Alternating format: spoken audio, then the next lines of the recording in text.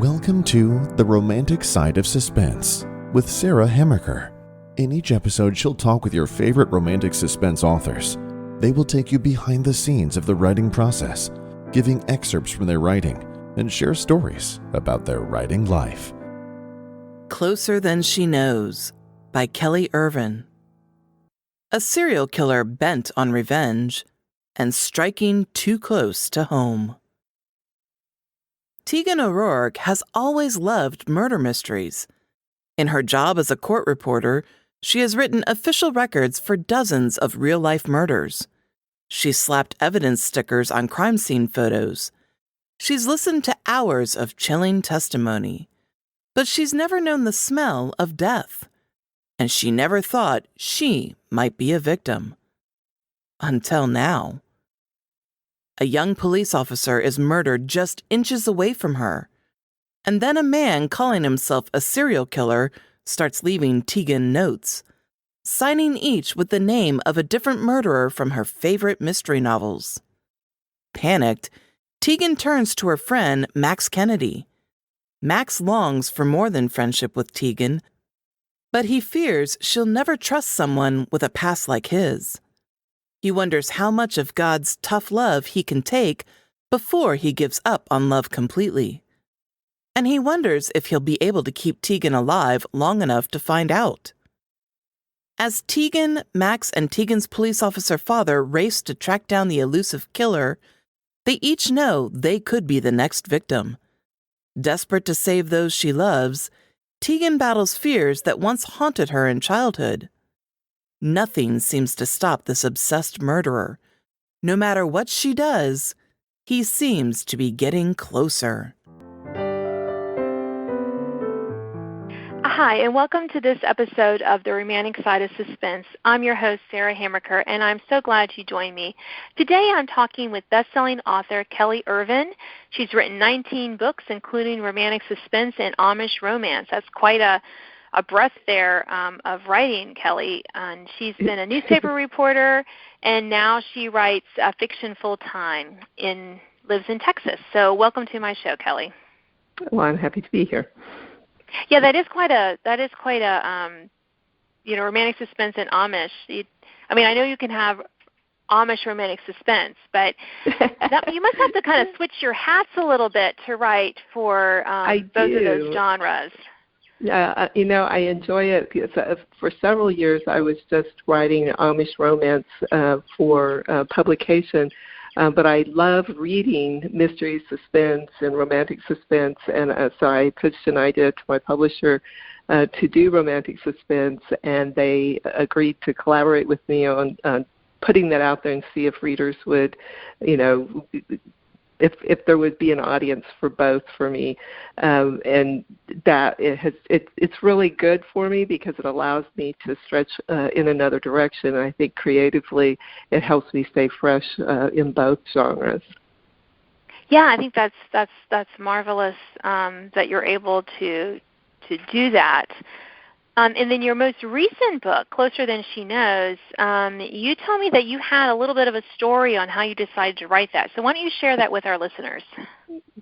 Well, several years ago, I was a full-time public relations manager in my adopted hometown of San Antonio, Texas, and at the same time, I had kids at home, and I had the opportunity to do some contract work on the side for court reporters, proofreading their transcripts. And with transcripts, you have to make sure that they get every word for word, what was said in court. And so I read all these transcripts of murder trials, capital murder trials, aggravated assaults, all sorts of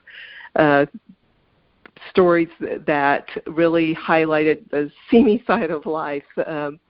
And so it was great fodder for stories. And as the time went by, I thought, I've never seen a story where a court reporter was the main character at the point that you saw the story from the point of view of a court reporter. And it's so it just fits so well into the crime genre because they're responsible for the evidence in trials. And a lot of people think they're just transcribers, or they're just typists. but there's a tremendous amount of work that goes into recording a trial. So I had the opportunity recently to actually write that story, and I just really enjoyed doing it, and having a court reporter who's a friend of mine from that era in my life be my expert for that story. Well, sounds fascinating. So do you have more? Are you going to continue this character in other books, or is this a one-off mystery? Yeah, these are standalones, actually. The thing that they have in common is that they're set in San Antonio for the most part. I have one that starts in San Antonio and goes to Laredo that involves trafficking guns from the United States to Mexico.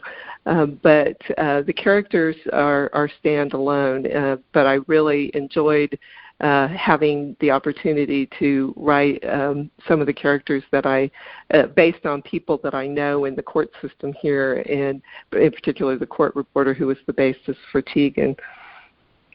Oh, yes. Yeah. And I guess that helps you with the, having friends in the court system for the accuracy part of your writing. For the research, yes, for the research. Mm-hmm. And that was, I know that that's really important to readers, that they feel like that they're not taking out of that story by things that they think, oh, well, that's not actually the way it's done. And so this court reporter, Kay Gittinger, I interviewed her specifically about techniques and how she learned to do what she does and so forth. But I also have a friend who's a retired homicide detective from the San Antonio Police Department, and he was involved in some high-profile cases back in the 90s, and he's retired now. And so he read the transcript and he's read a couple of them, helped me with police procedure, how crime scenes are handled, how warrants are handled, a lot of the issues of how evidence is handled. And so that was really helpful, because people tend to think what they see on TV is the way it is actually done, and it's really not, and particularly in terms of timeline, that things just, 10 minutes later they've got DNA results. Right. They can just pop in and find out the entire background of this person. Like there's one database that they can go to that'll tell them about their high school career and where they went to college and their military career and, where they were in prison, when in fact that information is not located in one place, and it takes some time to gather it. So the other part of the research that was really fascinating for me in this particular instance involved serial killers. And I did read several books, particularly books about Ted Bundy and the BTK killer in Wichita, Kansas, and a number of those serial killers that are well known, in order to be able to have all of the information that I needed to sprinkle through this story to give it that hint of authenticity, and also just the basic science, so that all the studies that have been done about what makes serial killers who they are. And so there was just a tremendous amount of research that went into this book, and I had a lot of fun writing it. And I find, too, that, part of it is, when you're writing, is subtly educating your reader in your local, how things are done in your local area, right? I mean, I'm in Northern Virginia, and there's, things that are done differently here than there would be in Texas. Absolutely. And just trying to help people understand, a few little comments here and there about, how our child welfare system works and this kind of thing. A little bit, because a reader could read and go, oh, well, that would never happen. But, well, it might in Texas, but it might not in Virginia. So that, I think it's helpful for us when we're writers, is to remind them, this is how things are done here. Yeah, that's absolutely because there are differences. True. Yeah, there's differences in the law. In Texas, they don't use the term premeditated. So there's some differences in, some states have a death penalty and others don't. And the way the death penalty is carried out may be different, and the prison system is certainly different. So It's very hard. I find myself every time I'm writing, a scene that it's like, okay, I have to stop and research this. I have to stop. And a lot of times I end up going down these rabbit holes with research, and I have all these tabs open just so I can write this one scene. But I know that readers expect that. They want to enjoy the story. And with romantic suspense, of course, you want there to be the romance. And in the case of my books, there's usually an underlying spiritual theme. So there's a lot that has to be brought together, and all the details have to be tied together, and all the threads have to be tied up at the end. And so it's a challenge. Romantic suspense is it takes me longer to do one than an Amish romance, but I definitely enjoy the challenge, particularly since I'm a seat of the pants writer. I don't outline, so I don't always know where I'm going. Yeah. So it's definitely interesting. Yeah. I mean, I like, I'm more of a seat of the pants, although I'm trying to do a little more outlining just to help me write faster. Sometimes I get stuck. And not have to do quite so much rewriting. Yeah, that too. I mean, I have limited time to write at this point in my life. I have 5 kids in my house now, and other things going on, and as we're recording this, they're still at half of them are in virtual school. I'm homeschooling the other half, and I mean it's just I can't even imagine. Yeah, well, we won't go down that rabbit trail, Kelly. Yeah, you don't want to hear my story, my sad story. But we could spend some time on that. I've got a daughter. We could, but we're not going to bore our listeners with that. We'll talk about more fun stuff like complex plot lines. That's right. Yeah, but I will say that there's been the way our minds work as romantic suspense writers can be kind of a little funny, because I've actually written, writing my book, and then I'm like on chapter, 20, and I'm like, oh, that's why that happened in chapter 10, because I tie it together, and my subconscious was doing. Yeah, that ever happened to you? It does, and I love it when it happens. Our character shows up like, where the heck did they come from? Yes, and then they become exactly. important to the story. And a lot of writers I know do these character sketches before they start, and they know all about their character's backstory and what kind of music and food they like. And I don't know most of that when I start, and it just happens organically. And I'm like, wow, I did not know that this character had this issue, but it fits into the story. And sometimes I wake up in the morning with a scene in my head, and it's like my brain was working on it overnight, and that is part of the joy of writing and creativity.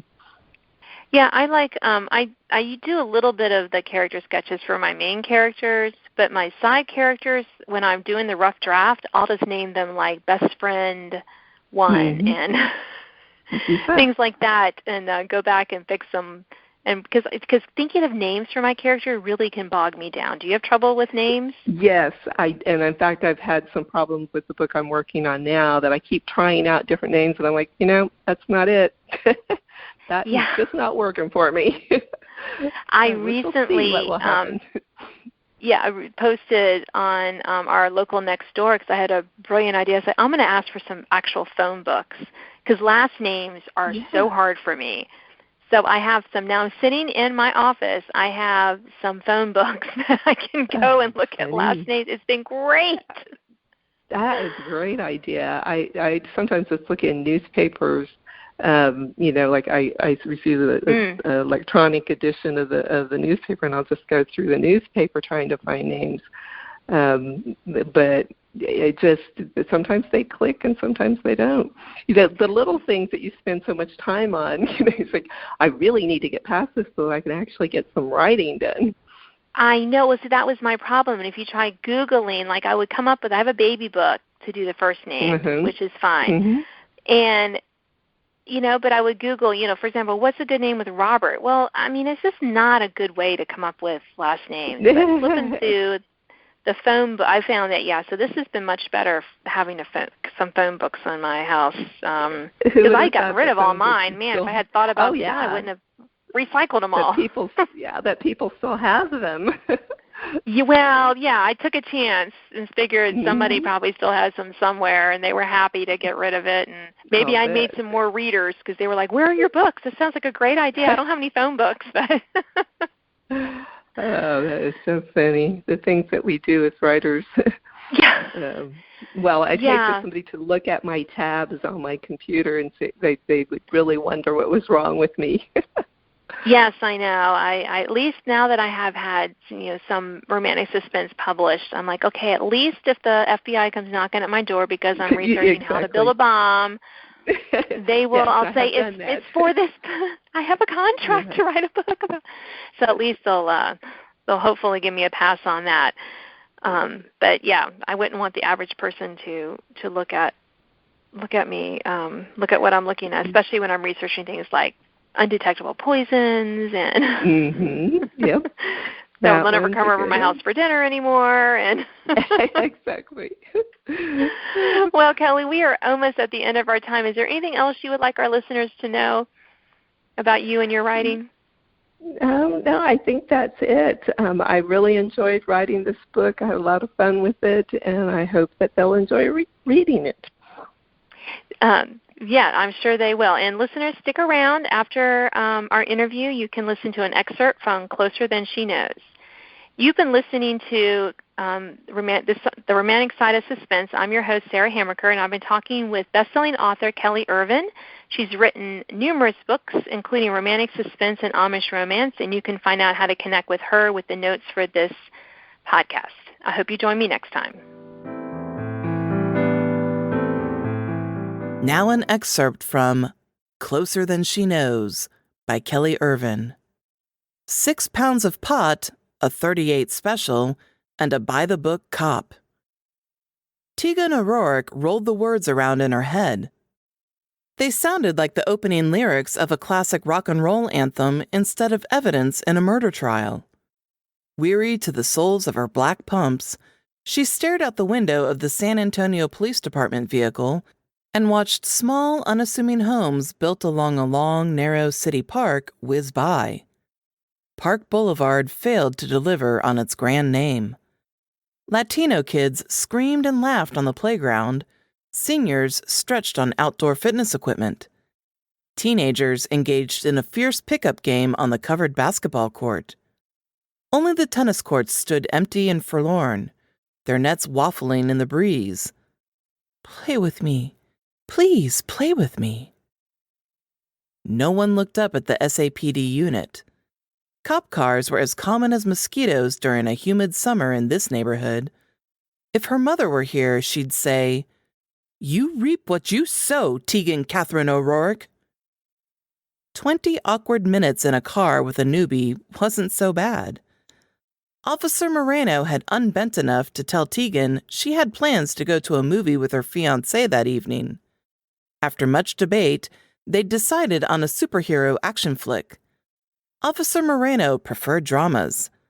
Her fiancé liked what she'd termed stupid comedies. A lot of bathroom humor and raunchy. That's his idea of funny. Like a lot of men in the Arrested Development stage. Maybe by the time they returned to Tegan's Prius in the parking garage across from the Paul Elizondo Tower downtown, she'd know the officer's first name. Most trials didn't require such an expeditious disposal of the evidence to SAPD's evidence room, but Judge Ibarra had ordered the immediate return of this evidence due to the nature of the trial and the involvement of opposing gangs likely to retaliate over its outcome. Tegan didn't mind. It meant less evidence she had to worry about storing in her crowded office vault. "We're almost there, Miss O'Rourke." Officer Moreno came to a full stop at the corner of Park and Academic Court, where the glass-covered police department recruitment center and property room facilities glinted in the late afternoon sun. A smile brought out dimples on her cherub-cheeked face. Her assignment to escort a court reporter and the evidence to the property room was almost to the halfway point. She'd told Moreno to call her Tegan, but the patrolwoman couldn't seem to manage it. "I'll get us through security, we'll stow the evidence, and I'll have you back to your car in a jiffy." Did people still say in a jiffy?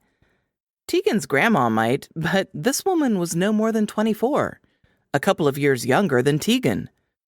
She studied the officer's face as she turned onto academic court and accelerated. This woman was for real, a straight shooter determined to be successful in a man's world. Tegan smiled, but Moreno had already returned her gaze to the road, hands at the proper 10 and 2 positions on the wheel. I know there's plenty of other things you'd rather do than babysit evidence. The driver's side window exploded. The force knocked Tegan's head against her window. Sudden pain pricked her face. Fragments of glass pierced her cheeks and forehead. The car swerved, jumped the curb, and crashed into the wrought iron fence that protected the academy. Was this what Mom felt the day she died? The inevitability of it? Airbags ballooned. Tegan slammed back against her seat. I'm sorry, Max. I'm sorry I never said it. A second later, the bag deflated. The smell of nitrogen gases gagged her. Powder coated her face. The skin on the back of her hands burned. Time sped up in an odd, off-kilter tick-tock. Tegan struggled to open her eyes. Pain pulsed in her temple. Her stomach heaved. Waves of adrenaline shook her body as if she grasped a live electrical wire. I'm alive. Today's not my day to die. The evidence. Protect the evidence. Officer Moreno? She tried to sit upright, but her seatbelt bit into her sore chest. Officer. Head down, Moreno slumped to her right, held back by her seatbelt. Blood coursed down her face. A lot of blood, considering airbags should have protected her from a hard hit from the wheel or the windshield with its safety glass. Tegan struggled to lean toward the officer. Her seatbelt clenched tighter. Her lungs refused to cooperate. Officer! The strangled word barely broke the sudden, ringing silence. She wiggled toward the woman. She stopped. 6 years of slapping evidence stickers on crime scene photos and listening to medical examiners' testimonies forced her to admit what she was seeing. Officer Moreno had a hole in the side of her head near the temple. A bullet had pierced her skull and scrambled her brain. Tegan forced her gaze from the dead woman's face. A warm, humid breeze wafted through Moreno's window, sending the smell of blood and human waste to assail Tegan's nose. She'd written official court documents for dozens upon dozens of murders, attempted murders, and aggravated assault cases. She transcribed those court records. She proofread them. She added her official certification to each one. Now, she knew. Death stank. Murder stank. Vomit rose in her throat. No, no, no! Tegan fought with her seatbelt. Her hands shook. Come on, come on! Deep breaths. Her father's Dallas drawl filled her rattled brain. Just breathe. Tegan inhaled and exhaled. She unhooked the belt. Gently, she touched Officer Moreno's wrist. Her pride in that navy blue uniform had been so obvious. Warm skin rewarded Tegan's efforts. Wisps of brown hair grew above the woman's wrist. The details flooded Tegan, trying to drown the one salient fact. Officer Moreno had no pulse. the baby-faced officer didn't have to worry anymore about potty humor. She didn't have to worry about anything at all. Thanks for listening to The Romantic Side of Suspense with Sarah Hammaker. If you enjoyed this episode, please leave a review. You can sign up to receive notifications of upcoming podcasts and listen to previous editions at sarahhammakerfiction.com.